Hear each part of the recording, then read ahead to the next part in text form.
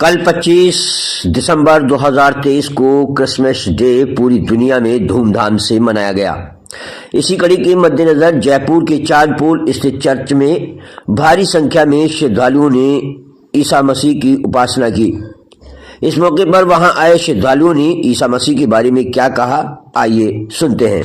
मेरा नाम मोनिका सिंह है और मैं यहीं जयपुर से ही हूँ और मैं कुछ क्रिसमस के बारे में आपको बताना चाहती हूँ।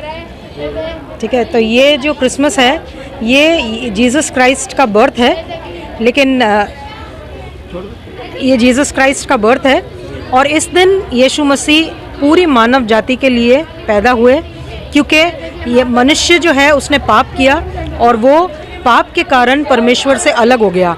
तो परमेश्वर ने एक योजना बनाई जिससे कि मनुष्य जाति को वो बचा सके।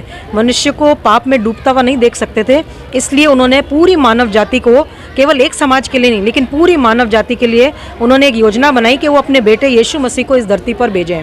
और जब वो पैदा हुए तो उनका जन्म जो था वो एक गौशाला में हुआ और वहाँ पर इसलिए हुआ ताकि आम जनता जो है उन तक पहुँच सके। वो एक राजा थे, राजाओं के राजा थे, वो चाहते तो पैलेस में जन्म ले सकते थे, लेकिन उन्होंने गौशाला चुना ताकि गरीब अमीर सब कोई उनसे आके मिल सके। और वो 33.5 साल इस पृथ्वी पर रहे। उन्होंने लोगों की सेवा की, बीमारों को ठीक किया, वो सारे काम किए। लेकिन उसके साथ जिस योजना के लिए वो आए थे वो केवल पैदा होना नहीं था, वो मनुष्य को पाप से बचाना था। और वो बचाने का कारण इस प्रकार से पूरा हुआ क्योंकि पाप को अगर हम उससे छुटकारा चाहते हैं तो एक बलिदान की आवश्यकता होती है। वो बलिदान जो है यीशु मसीह ने पूरी मानव जाति के लिए उस क्रॉस के ऊपर अपनी जान को दे करके किया। उन्होंने वो सारी सज़ा ले ली, तो इसलिए मनुष्य जाति को अब कुछ करने की आवश्यकता नहीं है। वो हमारे लिए मारे गए, गाड़े गए और तीसरे दिन वो जी उठे। तो आज वो जीवित परमेश्वर हैं और वो एक ऐसी हमको लाइफ देना चाहते हैं जो कि भरपूरी की लाइफ है, एक वाव लाइफ है। उसके बारे में आपको आज क्रिसमस इसलिए हम लोग सेलिब्रेट करते हैं कि Jesus Christ came not only to live on this earth, सिर्फ एक जाति के लिए नहीं आए लेकिन पूरी मानव जाति का पाप का निवारण उन्होंने कर दिया। हमें सिर्फ अब क्या करना है, सिर्फ ये विश्वास करना है कि यीशु मसीह, मैं एक पापी हूँ और मैंने जो पाप किया है उसकी क्षमा आप ही दे सकते हैं, आप मेरे उद्धार करता है। सो यही खुशखबरी क्रिसमस की मैं आपके साथ शेयर करना चाहती थी। Thank you very much. हमने सुना है कि यीशु मसीह जो है वो आएंगे दुनिया में, एक बार फिर आएंगे। जी हाँ, बिल्कुल, एक बार फिर वो उनका आना होगा और उस समय में वो अभी लोगों को बचाने के कार्य जो चल रहा है उस समय में वो समाप्त हो जाएगा। अगली बार जब वो आएंगे तो वो न्याय के लिए आएंगे। जी। जीसस क्राइस्ट यीशु मसीह खुद मानव बनकर इस दुनिया में आए ताकि जो मनुष्य पाप में डूबा हुआ है, जो मनुष्य अपने जीवन से पाप कर रहा है, जिसका अंत बहुत बुरा है, जिसका अंत अनंत काल की आग है, उससे बचाने के लिए यीशु मसीह 2023 साल पहले इस दुनिया में आया। 2023 साल। तो हमने सुना है कि यीशु मसीह दोबारा भी दुनिया में आएंगे। बिल्कुल, वो दोबारा भी इस दुनिया में आएंगे, अपने लोगों को लेने आएंगे। बिल्कुल, वो बादलों पर आएंगे, अपने लोगों को लेने आएंगे ताकि हम उसके साथ राज्य कर सकें। और युवा पीढ़ी को क्या संदेश देना चाहती हो आप, जैसे क्या क्या करना चाहिए युवा पीढ़ी में? देखिए, ये सब जवान हैं और मैं यही बोलना चाहूँगी यूथ को कि पाप एक बहुत ही लुभाने वाली चीज़ है जो सबसे ज़्यादा आकर्षित करती है जवानों को। ठीक है ना, वो एक ऐसे फल के समान है जो बहुत सुंदर दिखता है पर उसका जो फल है वो बहुत ही, जो टेस्ट है वो बहुत ही ख़राब है। ठीक है ना, जब उसको एक बार खा लेते हैं, एक पाप करने के बाद बार बार पाप करने पे वो हमको मजबूर करता है। ठीक है, तो युवा पीढ़ी से मेरी यही रिक्वेस्ट है कि यीशु मसीह आप लोगों के लिए आया है।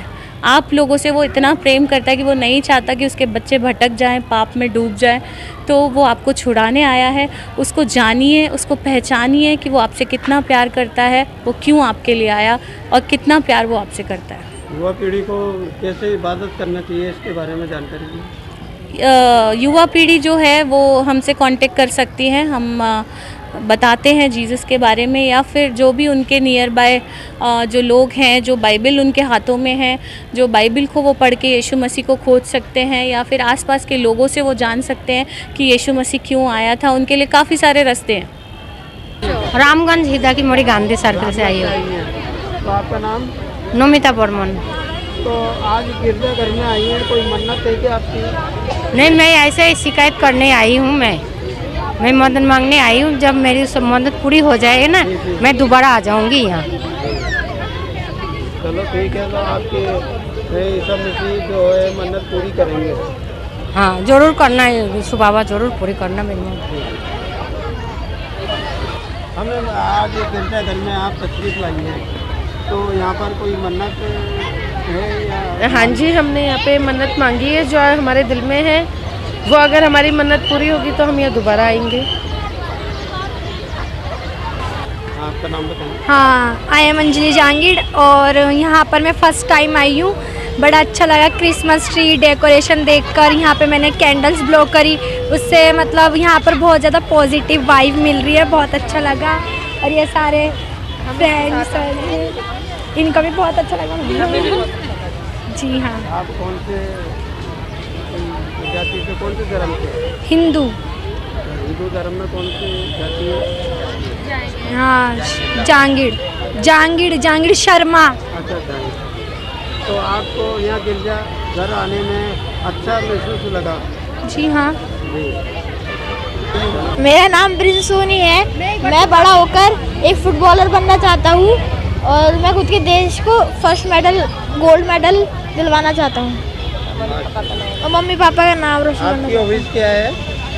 आयु आपकी हॉबीज क्या है? आपको विश शौक क्या है? मेरी विश है कि मेरे मम्मी पापा के सपने पूरे हो और मैं एक फुटबॉलर बनूं, सक्सेस फुटबॉलर। Very good. हाँ भैया, आपका नाम बताइए। तरुण सोनी।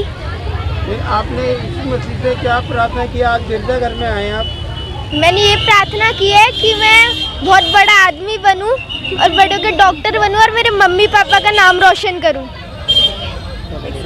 आपके मम्मी पापा का नाम? प्रकाश सोनी और मीना सोनी।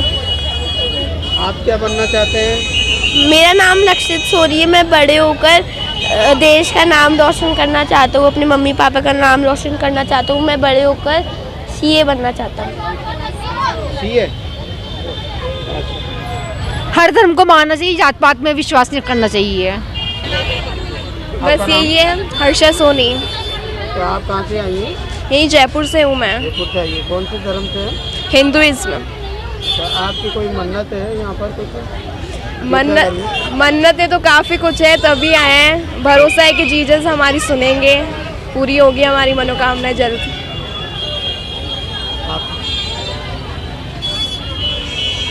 क्वेश्चन बोलिए। आप क्या संदेश देना चाहती हैं युवा पीढ़ी को? क्या संदेश करूँ मैं? क्या बोलूँ?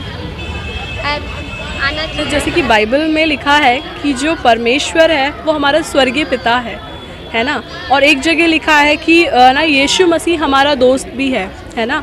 तो जिस तरीके से अपने पिता से, अगर मुझे मेरे जीवन में कोई परेशानी है या कोई भी मेरे जीवन में कोई संघर्ष है, अगर मुझे अपने पिता से जाके बताना है कि मैं इस प्रॉब्लम से होकर जा रही हूँ, तो मुझे है ना प्रार्थना करने का कोई नियम नहीं है, कोई ऐसा कुछ रूल्स नहीं है कि मुझे ये रूल्स फॉलो करने पड़ेंगे या मैं अपने घर में एक अलग तरीके से करूँगी। अगर मुझे अपने पिता से बात करनी है तो मेरे को सिंपल जाके उनको बोलना है कि है ना पापा मुझे ये चीज़ से प्रॉब्लम्स हो रही है या मैं ये चीज़ें सफ़र कर रही हूँ। सेम चीज़ उसी तरीके से जो गॉड है वो हमारा स्वर्गीय पिता है, उसमें कोई हमारे पास नियम नहीं है, कोई ऐसा कुछ कानून नहीं है। हम सिंपली बोल सकते हैं।